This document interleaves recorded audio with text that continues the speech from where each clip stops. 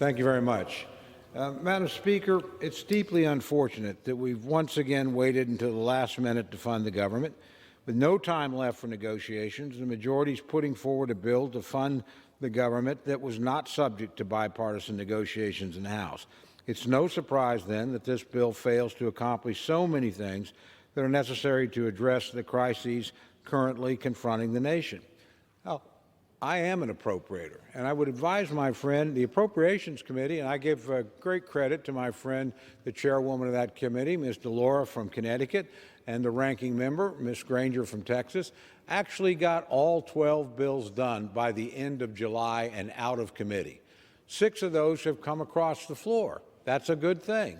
6 others have not. That includes, by the way, the bills to defend the United States of America, the largest spending bill. That includes the bill to defend our southern border. The reality is they haven't come to the floor because my friends don't have the votes to pass them. Many of their own members want to reduce the size of defense as opposed to increase it in a dangerous world. Many of their friends simply don't want to do anything to secure the southern border. Now, the reality is, in the end, I think we will get both those things done, and there'll have to be a bipartisan negotiation to do it. There's been absolutely no negotiation since July in the House. I also point to the United States Senate, which is not the responsibility of my friends, but their party controls it. That body has not moved a single bill out of the Senate Appropriations Committee, not one. Now, we're asked, because we're in an emergency, to kick the can down the road. My friends have had months to deal with this issue and to engage in serious bipartisanship. They've chosen not to do that. They'd rather do messaging bill after messaging bill after messaging bill. That's what we've been dealing with. And frankly, the Rules Committee unusually has become a committee of original jurisdiction and bill after bill after bill because those bills have not gone through the committee. They're raced through the Rules Committee to come to the floor to make a political point on the eve of an election. That's a bad way to govern. Now, I'm hopeful once we get to the other side of the election, my friends will sit down and we will arrive at a bipartisan agreement on funding the government, the primary responsibility of Congress, in my view. But so far, those negotiations have not taken place. We don't have agreed upon top lines. My friends can't pass important bills, so they're left to linger. And then they come to us at the very last minute and say, gosh, you have to help us here in this emergency. We're going to pass the bills. The government's not going to shut down. Nobody here has the illusion that it will. But we should not be in this situation. Both sides have done this. I will grant my friend that.